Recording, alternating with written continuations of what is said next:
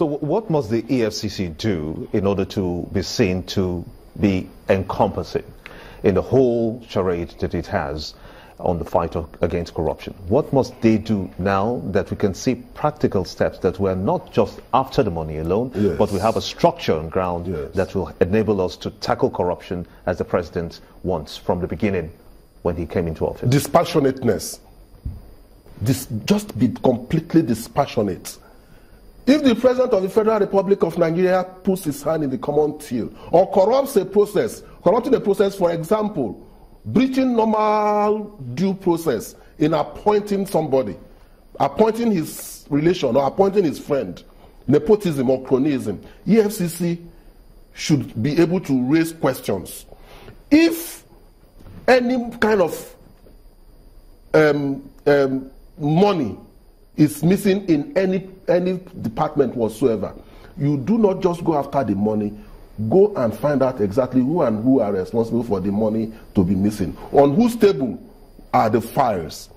So EFCC, the practical steps is that they have to be very deliberate in their investigation. Very, very deliberate in their investigations. A lot of times they conduct shoddy and leaky investigation that it is easy for a good lawyer to put holes to. You see, in every crime, there must be action, that is the actus reus, then there must be mens rea, that is the intention. The intention varies according to the offense.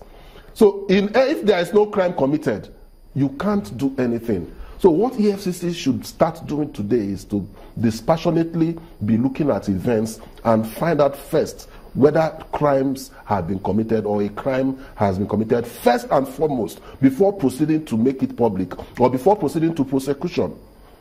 Oftentimes, they would have arrested somebody, they would have announced it on TV, on the pages of newspapers before they would tell you that investigation is ongoing. How can investigation be ongoing when you've already announced to the world that Mr. A stole so and so amount of money? Do you think that the EFCC acting chairman, Ibrahim Magu, will have the kind of support he needs from all government arms? Let me just be very straight about this. EFCC should be for every arm of government, should be for Nigerians, not just for the executive. With the current situation between EFCC, the executive, and the Senate, it now appears that the Senate is against EFCC, or that EFCC is strictly for the executive. So Ibrahim Magu, as it is today, has no moral authority to still remain at the helm of EFCC. Because his remaining there clearly shows that there is some kind of distortion of a line between EFCC and the Senate. You mean to not make his investigations complete? Or his war complete? He's already in the arena. He's already in the arena of conflict as far as Senate is concerned. He's already tainted with regards to the Senate, with regards to the National Assembly. It is best today that he recuses himself, that is, he removes himself from that position. He is not the only person who can head that body. If you were with the president now, yes, who wants Magu to be in acting capacity, yes, at this time, yes, what would you be telling the president concerning this situation? I would be telling him to let Magu go. Because the intention of the word acting is different from the intention of the word substantive. There is no way you can equate acting with substantive by any stretch of imagination. You cannot say, okay, because there's a loophole in the law, so let us say that because you are acting, you can now act even as long as the substantive can But stay. if the president was going to listen to you on your views, yes, that would have happened since, but that hasn't happened till now. You have to keep saying it, because that is the truth. You have to be honest about it. In Igbo land, in our land, in our place in Igbo land, we say, the day the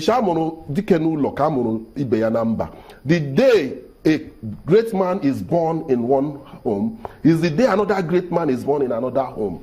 So the day an Ibrahim Magu was born is the day another Ibrahim Magu somewhere else was also born.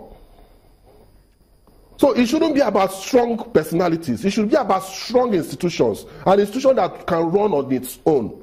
based on the principles of good governance, transparency, accountability, and inclusiveness. We've had a guest that sat just where you are sitting, and he was of the opinion that no matter how strong an institution is, you must have that one leader who will make the difference in that institution. That's wrong. Look, the history is replete. Strong individuals will usually lead to tyranny. We have examples: Hitler, Mussolini, all the fascist states. Because his own definition of good would always be subjective definition of good. That is the inhibitions of human being. No matter how good an intention is, no matter how good your intention is, it's always your own definition. So you have to submit to the common definition of what is good. So if you are a strong individual, a strong personality, it means that it is your definition of good that will supersede the common and general definition of good. And that becomes arbitrariness. It becomes tyranny. So the principle of strong institutions cannot be overemphasized. The need for strong institutions cannot be overemphasized. You can't have strong personalities. A strong personality would have his wife somewhere dictating for him if he's a man. A strong personality, if he's a woman, would have some kind of emotion somewhere dictating for her. It is natural. Everybody is weak, fleshly speaking. Ikechukwu, Ikeji, I want to thank you, a legal practitioner, for sharing your thoughts with us on this fight against corruption. Most obliged.